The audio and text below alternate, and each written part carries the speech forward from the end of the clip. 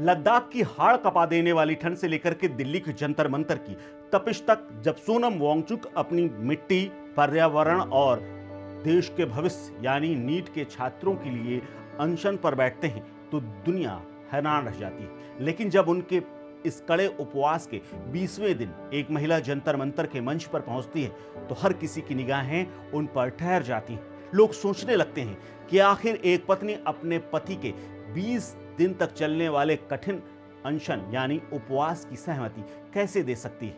लेकिन ये सोच सिर्फ सीमित दायरे तक है। लेकिन सोनम वांगचुक की मैजिक वुमेन कोई साधारण महिला नहीं, वो खुद सोनम वांगचुक जैसी ही फौलादी, मजबूत और बेहद ऊंची सोच वाली शख्सियत है। जी हाँ, नाम है गीतांजलि जे अमंगमो।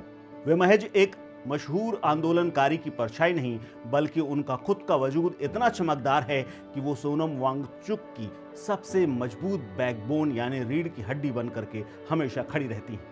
तो आइए जानते हैं कारपोरेट की दुनिया से लेकर के कराटे के रिंग और लद्दाख की वादियों तक फैले उनकी जिंदगी के कुछ बेहद अहम और दिलचस्प अनछुए पहलुओं को। कारपोरेट की मखमली दुनिया छोड़ चुना कांटों भरा सफर। जी हाँ, एक पारंपरिक पंजाबी परिवार में पैदा हुई गीतांजलि बचपन से ही मेधावी थी।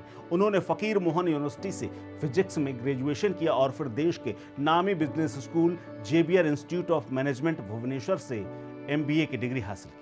डिग्री मिलने के बाद उन्होंने करीब 6 साल तक कारपोरेट सेक्टर में काम किया, जहां उन्होंने बिजनेस मैनेजमेंट और लीडरशिप की बारीकियों को बहुत करीबी से सीखा। लेकिन जिनके सपनों में समाज को बदलने का जज्बा होता है, उन्हें मोटी सैलरी और आलीशान केबिन ज्यादा दिनों तक रोक नहीं पाते। गीतांजलि ने कारपोरेट करियर को अलविदा कह दिया और समाज सेवा के क्षेत्र में कदम रखते हुए हेलियोस बुक्स, जो कि पब्लिकेशन हाउस है, उसे ज्वाइन किया।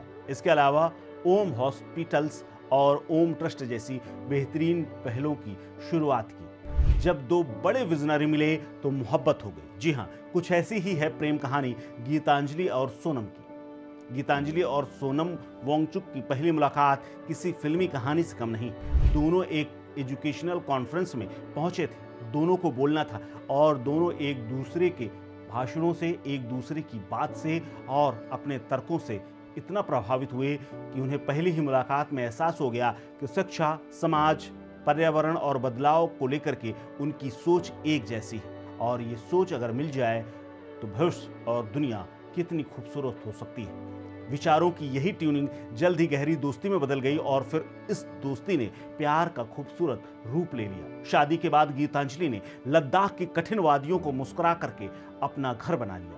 HIAL यानी रटने वाली पढ़ाई के खिलाफ एक अनूठी पहल दोनों ने पहली बार शुरू की। साल था 2017 का, जब इस जादुई जोड़ी ने मिलकर के लद्दाख में हिमालयन इंस्टीट्यूट ऑफ अल्टरनेटिव्स की स्थापना की, जहां पर रटने वाली और परंपरागत किताबों वाली पढ़ाई से तौबा की जाती है और यही सिखाया जाता है। गीतांजलि के मैनेजमेंट कौशल और सोनम के विजन ने मिलकर के एक ऐसा संस्थान खड़ा किया जो पारंपरिक रटने वाली शिक्षा को खारिज करता है। यहाँ बच्चों को असल जिंदगी की चुनौतियों, पर्यावरण संकट और पहाड़ी इलाकों की समस्याओं से लड़ना सिखाया जाता है। इस बेहतरीन मॉडल की तारीफ पूरी दुनिया कर चुकी है और लोहा दोनों का मान चुकी है। इसके अलावा गीतांजलि ब्लैक बेल्ट चैंपियन, जो रिंग में अपना लोहा मनवा चुकी हैं। गीतांजलि की शख्सियत का सबसे जादुई और हैरान कर देने वाला पहलू यह है कि वो मार्शल आर्ट्स में ब्लैक बेल्ट है। साल 2009 में उन्होंने अमेरिका में होने वाली वर्ल्ड कराटे चैंपियनशिप में न सिर्फ हिस्सा लिया बल्कि अपनी ताकत का लोहा मनवाते हुए विश्व विजेता बने। इस ऐतिहासिक लम्हे की सबसे खूबसूरत बात यह थी कि इस वर्ल्ड चैंपियन में उनके बेटे आर्यन ने भी उनका साथ देते हुए हिस्सा लिया था। लेकिन जंतर मंतर पर जब 20वें दिन गीतांजलि पहुंची तो उन्होंने साबित कर दिया कि वो सिर्फ सोनम वांगचुक के सुख दुख की साथी नहीं है, बल्कि उनके ऊंचे विचारों और कठिन संघर्षों की सबसे बड़ी ढाल है। वो एक ऐसी मैजिक वुमेन हैं जो दिमाग में कारपोरेट की समझ, दिल में समाज के लिए करुणा, हाथों में कराटे का दम और सोनम वांगचुक के साथ हर मुश्किल राह पर कदम से कदम मिलाकर के चलने का फौलादी इरादा रखती हैं। इस खबर में फिलहाल इतना ही, लेकिन गीतांजलि के सेक्रीफाइस और सोनम के इस अनशन को लेकर के आप क्या सोचते हैं? शेयर कीजिए अपनी राय, अपना ओपिनियन हमारे साथ। देखते रहिए स्टेट न्यूज़।